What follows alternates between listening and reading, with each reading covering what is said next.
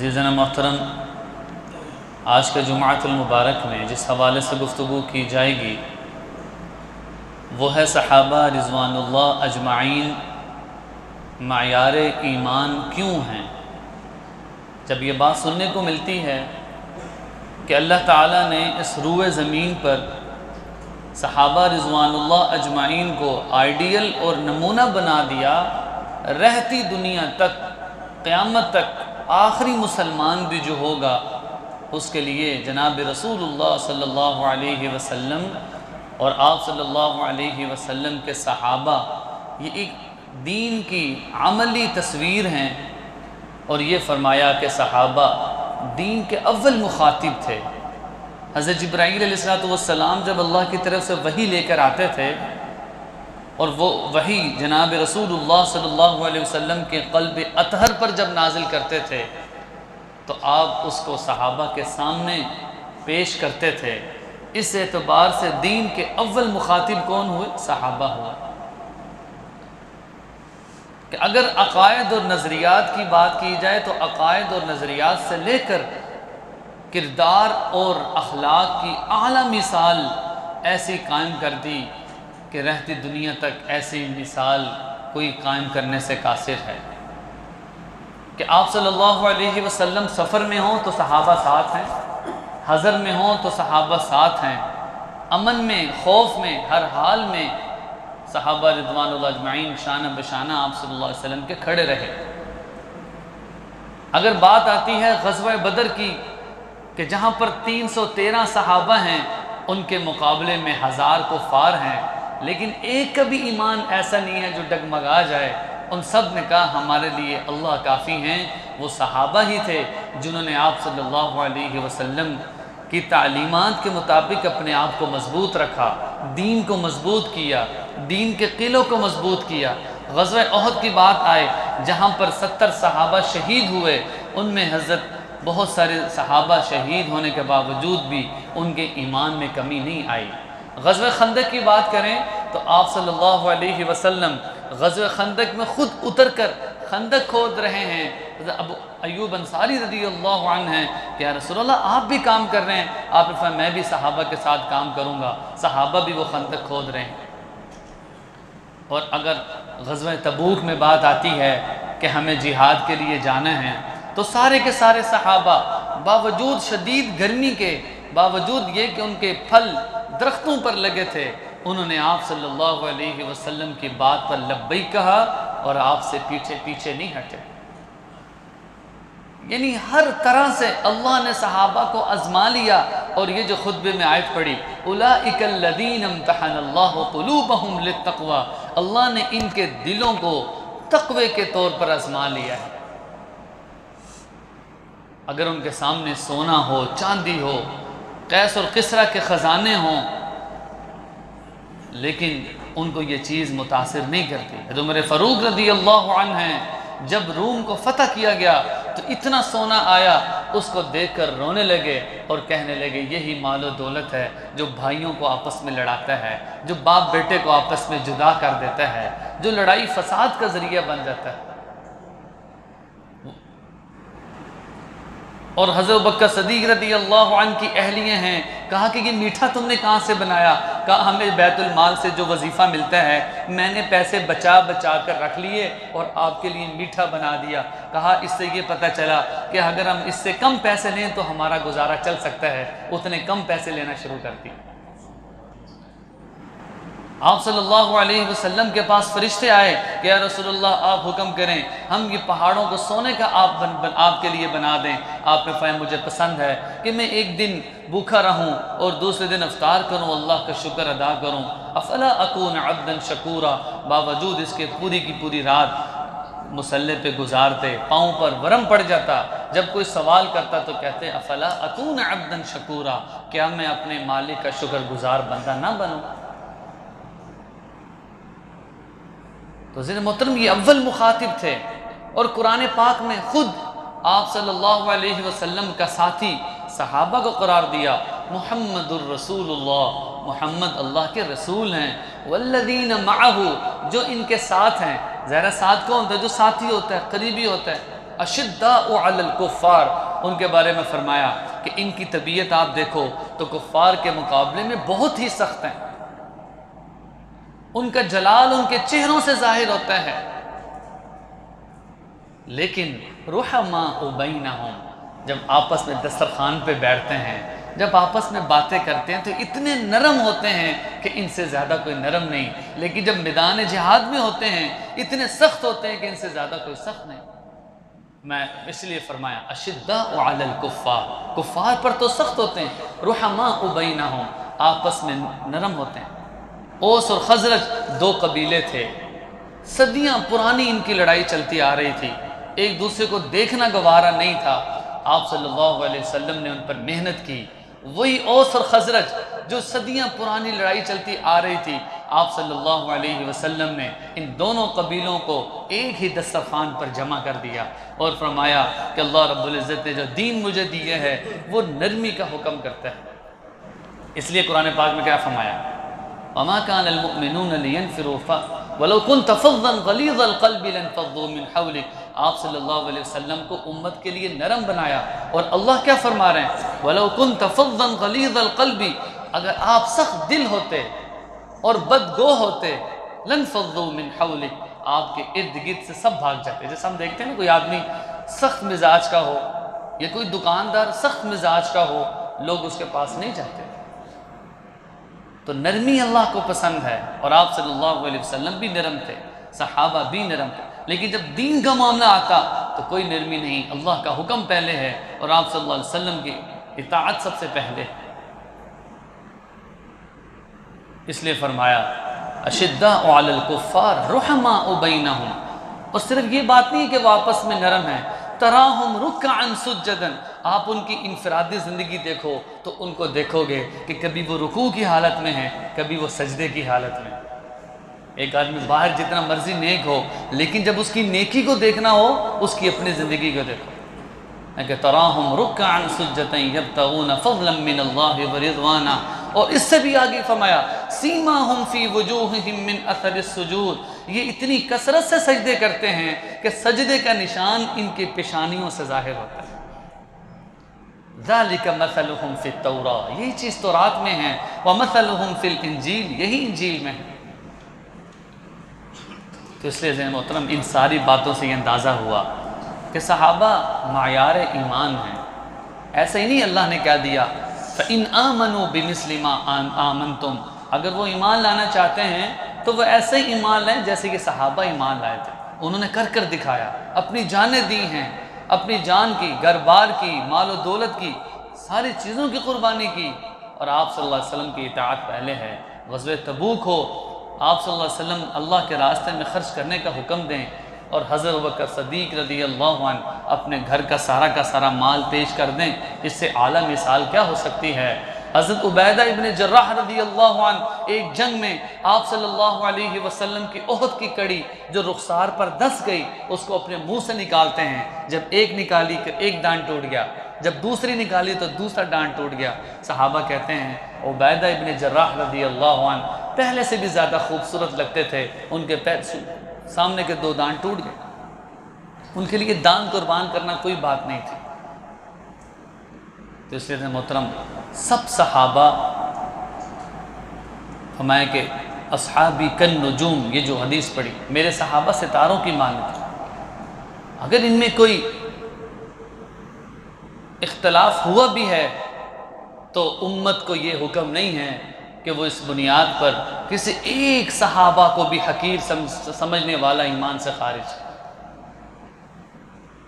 اس لیے سارے کے سارے صحابہ آپ صلی اللہ علیہ وسلم کے ساتھی ہیں، دین کے اولین مخاطب ہیں، ان کے عقائد اور نظریات، ان کی نفلی عبادات، ان کے سجدے، یہ اللہ کو پسند ہے۔ اسی وجہ سے تو اللہ نے کہا رضی اللہ عنہم ورضوا عنہ، کیا فرمایا اللہ ان سے راضی، کوئی تخصیص کی ہے اللہ اس سے راضی، میں کہ سب صحابہ سے اللہ راضی ہے۔ اس لیے یہ محرم کا مہینہ ہے، اس میں خاص طور پہ یہ بات تو ذہن میں ہو کہ سب کے سب صحابہ اللہ کے پسندیدہ ہیں، سب کے سب صحابہ کو اللہ نے فضائل عطا کیے ہیں، سب کے سب صحابہ اللہ کی نظر میں رضی اللہ عنہم ورضوا عنہ، اگر کوئی ان کی اجتہادی غلطی ہو بھی گئی ہے اللہ نے اس کو معاف فرما دیا۔ اس کی وجہ کیا ہے؟ اولئک الذین امتحن اللہ، اللہ نے فرمایا کہ یہ آزمائش تھی، جب آزمائش مکمل ہو جائے تو اولئک الذین امتحن اللہ قلوبہم للتقوی، ہم نے ان کو آزمایا اور یہ تقوی کے اعتبار سے اپنی آزمائش میں کامیاب ہو گئے۔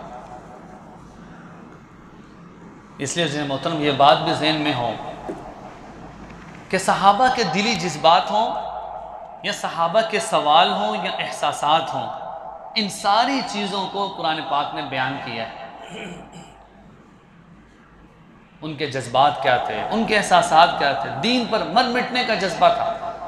اگر وہ بات ہو مال و غنیمت کی، صحابہ آئے یا رسول اللہ ہمیں مال و غنیمت کے بارے میں بتائیں، کیا فرمایا؟ یسألونک عن الانفال، یہ مال و غنیمت کے بارے میں پوچھتے ہیں، اور آگے اللہ نے پھر چاند کے بارے میں یسألونک عن الاہلہ، یہ صحابہ آپ سے چاند کے بارے میں پوچھتے ہیں، قل ہی مواقیت للناس، آپ کہہ دیجئے کہ اللہ نے لوگوں کے وقت مقرر کرنے کے لیے یہ بنایا۔ آپ صلی اللہ علیہ وسلم نماز سے فارغ ہوئے کہ صحابہ آج مجھ سے جو سوال کرتے ہو کرو۔ ایک صحابی کھڑے ہوئے، یا رسول اللہ بتائیں میرے دادا کا نام کیا ہے، دوسرے کھڑے ہوئے، یا رسول اللہ بتائیں میرے ابو کا نام کیا ہے۔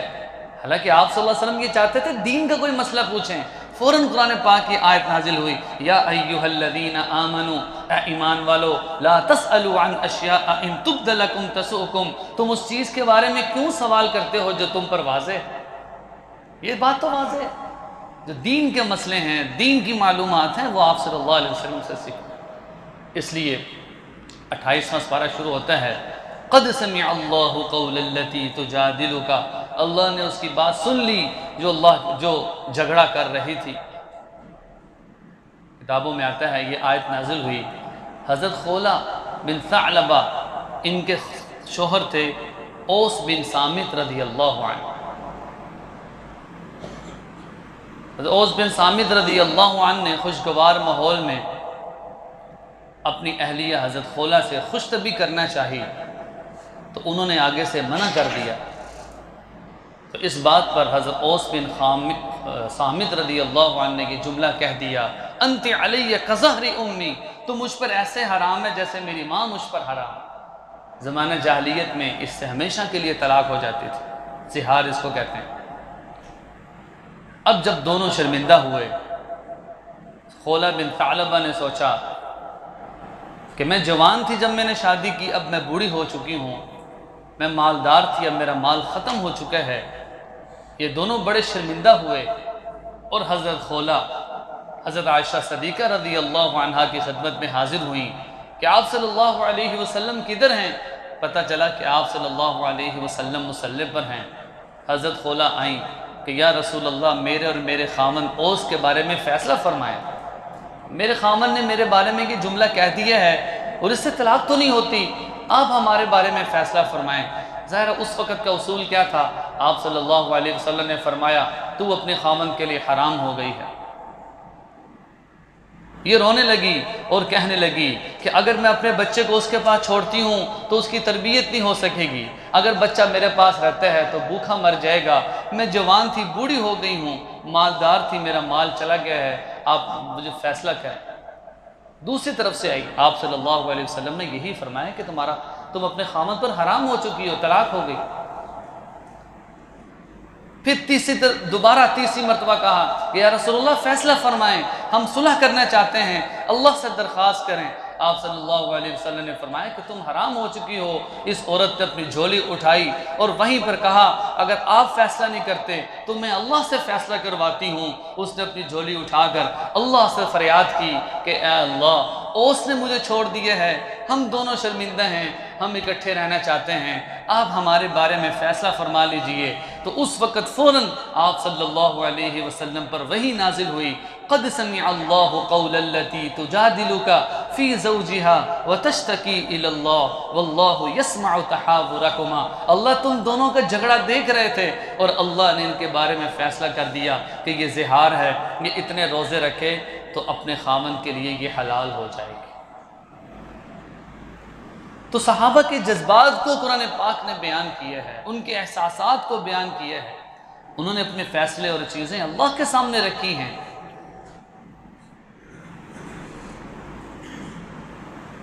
اور اگر بات کی جائے غزوہ بدر میں جو پہلا بدر ہوا غزوہ 2 ہجری میں، تو اس موقع پہ مسلمانوں کو اللہ تعالیٰ نے فتح عطا کی، تو کچھ ایسے کفار تھے کہ جن کو قیدی بنایا، اور آپ صلی اللہ علیہ وسلم نے صحابہ سے مشورہ کیا کہ ان کا کیا کرنا چاہیے۔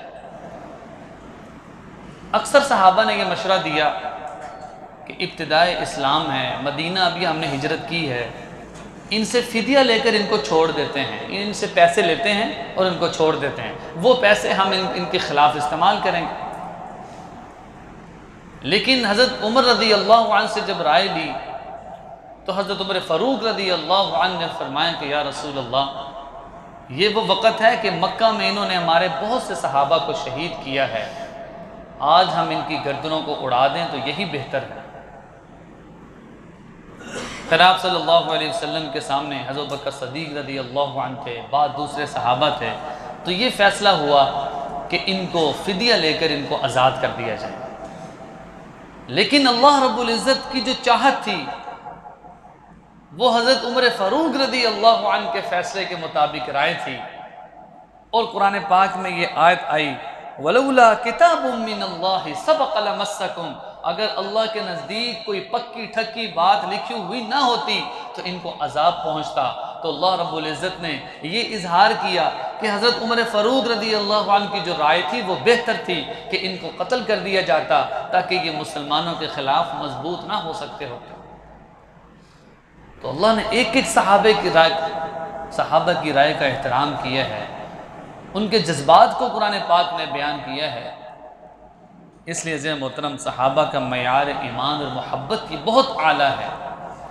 اس کی وجہ کیا ہے کہ آپس میں محبت، فرمایا المؤمن کرجل واحد، کہ ان کی آپس میں محبت ہے، اور یہاں تک فرمایا کہ مسلمان ایک جسم کی مانند ہے۔ اذ اشتکا عینہ اذ اشتکا کلہ، جسم کے کسی ایک حصے میں درد ہوتی ہے، سر میں درد ہوئی تو پورے جسم میں درد ہوتی ہے، آنکھ میں درد ہے، داڑھ میں درد ہے تو پورا جسم بے چین ہوتا ہے۔ میں کہ یہی مثال مسلمان کی ہے کہ جب ایک مسلمان کو تکلیف پہنچتی ہے تو وہ تکلیف امت مسلمہ کی ہوتی ہے۔ جب کسی ایک صحابہ کی تحقیر کی جائے تو اس نے اسلام کی تحقیر کی ہے، اسلام سے اس کا کوئی تعلق نہیں۔ سارے صحابہ معزز اور محترم ہیں، اللہ کی نظر میں قابل احترام ہیں، اور اس کے ساتھ ساتھ صحابہ کی اتباع کو اللہ رب العزت نے حجت بنایا۔ فَبِأَيِّهِمُ اقْتَدَيْتُمْ اهْتَدَيْتُمْ، کہ تم کسی ایک کو بھی فالو کرو، ان کی اتباع کرو تو تم فلاح کو پا جاؤ گے۔ اور دوسری جگہ فرمایا قُلْ هَٰذِهِ سَبِيلِي أَدْعُو إِلَى اللَّهِ، یہ ہے میرا راستہ، میں اللہ کی طرف بلاتا ہوں۔ میں کہ اس سے مراد کیا ہے؟ آپ صلی اللہ علیہ وسلم والا راستہ، صحابہ والا راستہ، کہ جو جذبہ اور جو دین کی قدر اور قدر ان کے دل کے اندر تھی، اگر وہ امت کے اندر پیدا ہو، میں کہ وہ سیدھے راستے پر، جس طرح یہاں فرمایا گیا قُلْ هَٰذِهِ سَبِيلِي أَدْعُو إِلَى اللَّهِ۔ اس لیے آپ صلی اللہ علیہ وسلم نے بہترین زمانہ صحابہ کا فرمایا، خیر القرون قرنی، سب سے بہترین زمانہ میرا ہے، ثم الذین یعونہم، پھر اس کے بعد کا زمانہ، پھر اس کے بعد کا زمانہ۔ اس سے مراد صحابہ کا ہے، تابعین کا ہے، تبع تابعین کا ہے، کہ وہ بہترین دور ہے کہ جس نے قرآن و حدیث کی محفوظ کیا اور امانتاً آگے پہنچایا۔ صحابہ رضوان اللہ اجمعین دین کے امین بھی ہیں، کسی ایک نے خیانت نہیں کی۔ جب جمع قرآن کا مسئلہ تھا تو حضرت بکر صدیق رضی اللہ عنہ نے فرمایا تھا کہ میں قرآن پاک کی ایک ایک آیت جو جمع کر رہا ہوں نا، ایک آیت پر 2 گواہ لے کر، حالانکہ صحابہ کے لیے گواہ کی کیا ضرورت ہے، لیکن چونکہ قرآن کا مسئلہ تھا، اس لیے حضرت بکر صدیق رضی اللہ عنہ کے بارے میں آتا ہے کہ آپ صلی اللہ علیہ وسلم نے فرمایا من کذب علی متعمدا فلیتبوأ مقعدہ من النار، اگر کسی نے میری طرف ایسی بات کی نسبت کی جو میں نے نہیں کہی۔ آج کل سوشل میڈیا پر بہت ساری بس نیچے قول لکھا ہوتا ہے اور حدیثیں چل رہی ہیں، تو یہ وعید ذہن میں رکھنی چاہیے، من کذب علی متعمدا، میں کہ جس نے میری طرف ایسی بات کی نسبت کہی، ایسی بات کی نسبت کی جو میں نے کہی نہیں ہے، فَلْيَتَبَوَّأْ مَقْعَدَهُ مِنَ النَّارِ، اس کو چاہیے کہ وہ اپنا ٹھکانہ جہنم میں بنا۔ اس سے بڑا آتا، بہت سارے صحابہ تھے، انہوں نے ذخیرہ احادیث کو جلا دیا۔ ایسا نہ ہو کہ آپ صلی اللہ علیہ وسلم کی جو حدیث ہے وہ ہم غلط آگے منتقل کر دیں، انہوں نے ذخیرہ احادیث کو جلا دیا۔ اس لیے صحابہ کو گالی دینا فرمایا کہ یہ ایمان کی کمزوری اور ایمان کے خارج ہونے کی علامت ہے۔ میں کہ من کسب اصحابی فعلیہ لعنہ، آپ صلی اللہ علیہ وسلم نے فرمایا کہ جس نے میرے کسی ایک صحابی کو گالی دی اس پر اللہ کی لعنت ہے، اس پر اللہ کے رسول کی لعنت ہے، اس پر تمام مسلمانوں کی لعنت ہے۔ ایک صحابہ کو بھی جس نے گالی دی اس کا اسلام سے کوئی تعلق نہیں ہے۔ اس لیے آج کا جمعۃ المبارک میں صحابہ معیار ایمان ہیں کہ اللہ رب العزت نے ان کو جب مکمل آزما لیا اور ان کی امتحان مکمل ہو گیا، پھر اللہ نے اعلان کر دیا کہ رہتی دنیا تک اگر کوئی آئیڈیل اور نمونہ چاہتے ہو تو وہ آپ صلی اللہ علیہ وسلم ہیں، اور آپ صلی اللہ علیہ وسلم کے تربیت یافتہ یہ صحابہ ہیں کہ جنہوں نے دین کی ہر پہلو پر اپنی خدمات پیش کی ہیں، وہ تصوف ہو، وہ تبلیغ ہو، وہ جہاد ہو، وہ تعلیم و تعلم ہو، ہر میدان میں انہوں نے اپنی خدمات کو پیش کیا ہے۔ اس لیے اگر مسلمانوں کے دلوں میں صحابہ کی محبت ہوگی تو اس سے یہ اندازہ ہوا کہ دین کے مضبوط قلعے ہیں، وہ ایسے مضبوط قلعے ہیں کہ اگر صحابہ کو درمیان سے ہٹا دو تو پھر دین کا کوئی وجود نہیں رہتا۔ اس لیے صحابہ ہماری جان اور پہچان ہیں اور دین کی سربلندی کا اعزاز ہے۔ دعا ہے کہ اللہ رب العزت ہمیں صحابہ رضوان اللہ اجمعین کی قابل اتباع اور محبت ہمارے دلوں میں پیدا فرمائے۔ اللہ رب العزت سے دعا ہے کہ جو کچھ کہے سنا اللہ کہنے سننے سے زیادہ عمل کرنے کی توفیق نصیب فرمائے۔ وآخر دعوانا الحمدللہ رب العالمین۔